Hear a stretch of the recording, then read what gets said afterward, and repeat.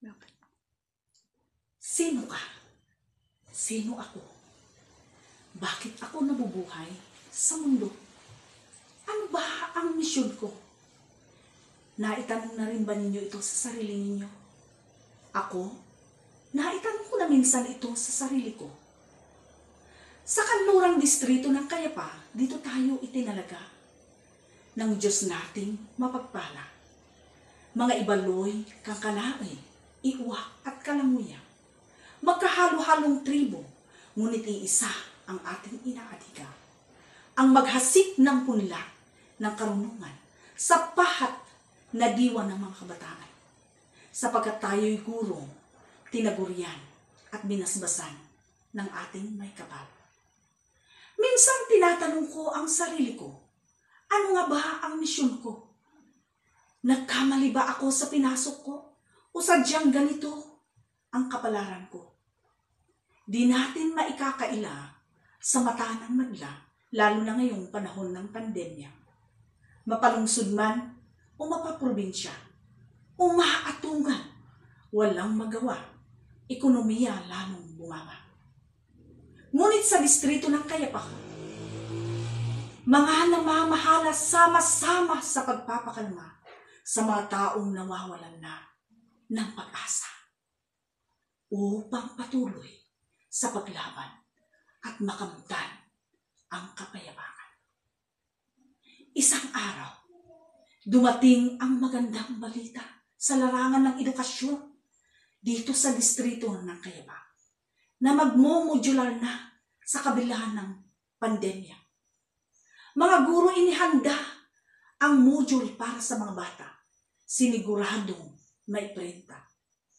Dito ko napagtanto bilang isang guro na ang bawat hininga na nilalabas ko, sa bawat pintig ng puso ko na may itinitibok, sa bawat tulo ng pawis na pumapatak sa balikat ko, tuwing ihahatid ko module ng mga mag-aaral ko, ay naiibsan tuwing mapagmamasdan ko ang malayo kong pinagdaanan at marating ang kinaroroonan ng mga batang sabik sa karunungan.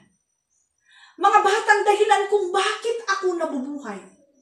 Mga batang pinaghuhugutan ko ng lakas upang magpatuloy at manilbihan dito sa bayan kong sinilangang kanluran. Nalulungkot ka ba dahil naging guro ka? O sobrang masaya ka dahil naging guro ka? Anumang uri ng damdamin ang nararamdaman natin, lagi nating isipin na tayo'y mapalad pa rin.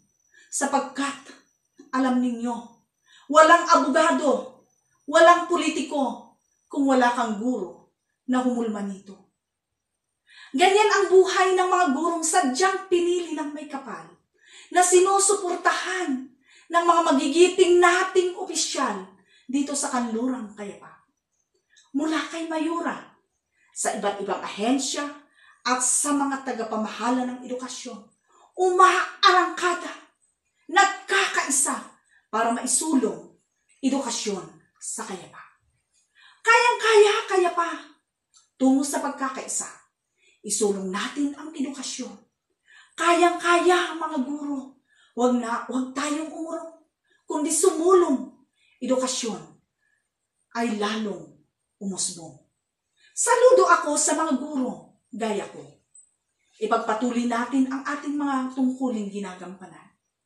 Nilalait man tayo, ginagawan man tayo ng kwento, lalo na sa panahon ng pandemyang ito. Huwag tayong sumuko. Bagkus, ipaglaban natin, kinabukasan ng kabataan ay nakasalalay sa atin. Patuloy lamang tayo sa panalangin, pagkat ang Diyos ang gumagabay at siya rin may likha sa atin. Siya rin ang may likha sa lahat ng mga guro dito sa mundo.